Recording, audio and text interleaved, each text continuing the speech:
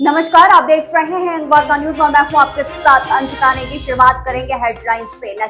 Situ का तीसरा राज्य सम्मेलन राजधानी शिमला में संपन्न। एसबीआई ब्रांचों में कार्यरत हाउस कीपिंग स्टाफ का हो रहा भारी शोषण। मोदी सरकार के 3.0 के पहले बजट में हिमाचल का रखा गया है खास ध्यान। केंद्रीय राज्य मंत्री बोले बजट सर्वस्पर्शी है।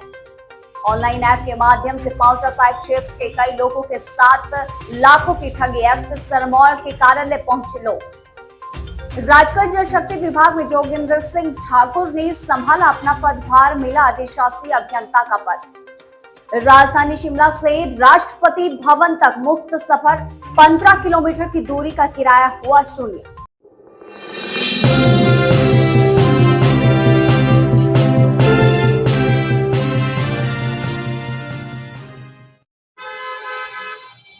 डिजिटल जमाने के साथ डिजिटल जमाने की प्रक्रिया जहां तेज होती जा रही है, तो लोग इस जाल में इस कदर फंसते जा रहे हैं कि उन्हें मालूम ही नहीं लगता है कि वे ठगी का भी शिकार हो सकते हैं। बशर्ते आपको ये भी बता दें कि जिला सिरमौर पुलिस के द्वारा लोगों को लगातार समय समय पर एक मैसेज दिया जाता है कि आप फ्रॉड से सावधान रहें। ऑनलाइन ऐप के माध्यम से आपके साथ ठगी हो सकती है, ऑफलाइन भी आपके साथ ठगी हो सकती है और तमाम ऐसे एप्लीकेशन ऐप आ चुके हैं जो एक लिंक क्लिक करते ही आपके खाते से पैसे साफ हो सकते हैं। तो ठीक ऐसा ही एक मामला उपमंडल पांवटा साहिब क्षेत्र से सामने आया है, जहां पर लाखों लोगों के साथ ठगी का एक मामला सामने आया है। ऐप के माध्यम से ये ठगी हुई है। फिलहाल एसपी सिरमौर से प्रभावित परिवार, प्रभावित लोगों ने आज नाहन पहुंचकर एसपी सिरमौर से शिकायत सौंपी है और गुहार लगाई है कि जल्द ही आरोपियों को पकड़ा जाए। और हम लोग पार्ट टाइम जॉब सर्च कर रहे थे फेसबुक में ना, तो हमें इसका लिंक मिला था। फेसबुक से उन्होंने कांटेक्ट करा। डेटा मेरी है, एक कंपनी का नाम है, और इससे इन्होंने बोला भी आप जुड़ो और टीम बनाओ, आपको इतना फ़ायदा होगा, ये होगा। तो हमने आगे भी बंदों को जोड़ा, हमने भी इन्वेस्ट किया उसमें। तो अभी हमारा तो गया ही गया, मगर हम सोच रहे हैं कि भाई सारे लोगों का पैसा वापस आए। कितना पैसा गया? पैसा मेरा गया है 2-2.5 लाख तक, बाकी आगे भी बंदों का कहीं गया है। तो ऑलमोस्ट सारा मिला के 1 करोड़ तक हो जाएगा टोटल, जितना टीम है ना हमारी उन सब की। यहाँ एसपी साहब के पास, तो इन्होंने हमें अच्छी तरह से कोऑपरेटिव करा है और आगे। मोदी सरकार में केंद्रीय राज्य मंत्री हर्ष मल्होत्रा ने कहा है कि मोदी सरकार 3.0 के पहले बजट में हर वर्ग का ध्यान रखा गया है। उन्होंने ये तक कह दिया कि केंद्र का ये बजट सर्वस्पर्शी है। उन्होंने कहा है कि इस बजट में देश की अर्थव्यवस्था को गति देने का काम हुआ है। कहा कि आज देश में पेश हुए आम बजट को फरवरी महीने में पेश हुए अंतरिम बजट के साथ जोड़कर देखने की जरूरत है। में इलाज के लिए उस आयुष्मान भारत कार्ड के माध्यम से मिल सकेंगे। उसके अंदर इस बार के इंटरिम बजट में ही आर्थिक दृष्टि को नहीं देखा जाएगा। ये एक बहुत मैंने इस बात की चिंता भी इस बार के बजट में की गई है। एक बहुत प्रधानमंत्री जी ने आयुष्मान भारत योजना प्रारंभ की, उसमें 5 लाख रुपए प्रति वर्ष एक परिवार के देश की मातृशक्ति के लिए आदरणीय निर्मला सीतारमण जी ने इसकी घोषणा समावेश किया गया है।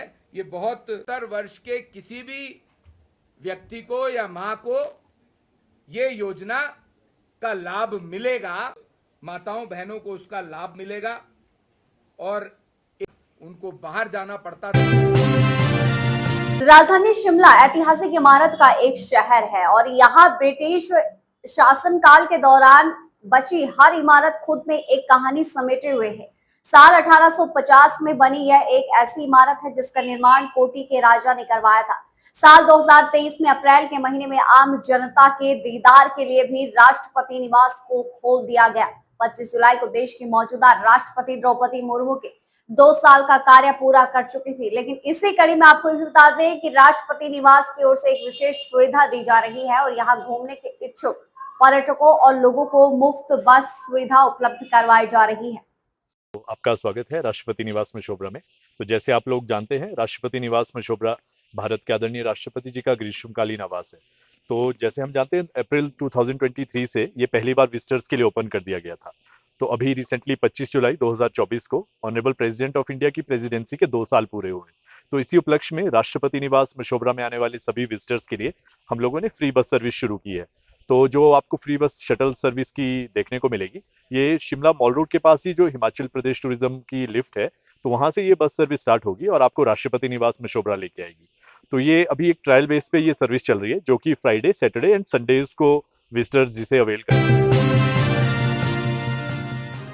राजगढ़ में जोगिंदर सिंह ठाकुर ने जल शक्ति विभाग के तौर पर नए अधिशासी अभियंता का पदभार संभाल लिया है। बातचीत करते हुए कहते हैं कि राजगढ़ क्षेत्र के लोगों को स्वच्छ पेयजल उपलब्ध करवाना और पेयजल सहित सिंचाई योजनाओं के निर्माण कार्य में गुणवत्ता बनाए रखना उनकी पहली प्राथमिकता रहेगी।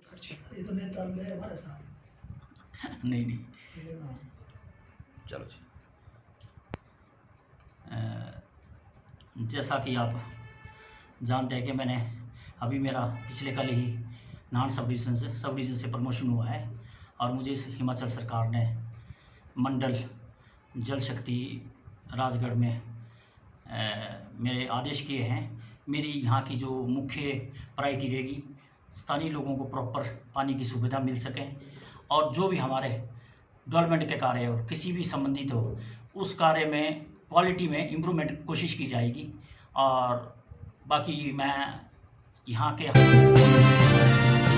सीटू का आज सम्मेलन राजधानी शिमला में संपन्न हुआ। सम्मेलन की रिपोर्ट बालक राम ने रखी और इस दौरान सीटू के प्रदेश अध्यक्ष विजेंद्र मेहरा भी इस कार्यक्रम में उपस्थित रहे। हिमाचल प्रदेश में एसबीआई ब्रांचों में कार्यरत हाउस कीपिंग स्टाफ का भारी शोषण हो रहा है। उन्हें केंद्र सरकार द्वारा घोषित न्यूनतम वेतन तक नहीं दिया जा रहा है। उनके ईपीएफ में भारी गड़बड़ियां हैं। उनके 10 से 11 घंटे काम उनसे लिया जा रहा है, परंतु उन्हें ओवर टाइम वेतन का भुगतान नहीं हो रहा है। इन कर्मचारियों से सुबह 8 बजे से शाम 7 बजे तक काम करवाया जाता है। ऐसे ही कर्मचारियों की प्रॉब्लम समस्याओं पर भी एक नजर सीटू की बैठक में डाली गई। कि तनख्वाह ऐसी होनी चाहिए जिससे 4 लोगों का परिवार अच्छे से चले। उसी बात को 1957 में भारतीय श्रम सम्मेलन ने बोला था। उसी को मानते हुए आज हमारा वेतन बनता है 26,000 और हमें कितना मिलता है? कितना मिलता है? वो कट के 11,000 वैसे कितना 14,000 सब कुछ मिला के 15,000 कहीं, मतलब आपके दायरे की बात नहीं कर रहा हूँ, दूसरे दायरे की। ज्यादा से ज्यादा कितना किसी को मिलता है? 18,000, 19,000। तो तनख्वाह कितनी होनी चाहिए थी हमारी? नियम के अनुसार 26,000। क्या मिल रही है हमारी?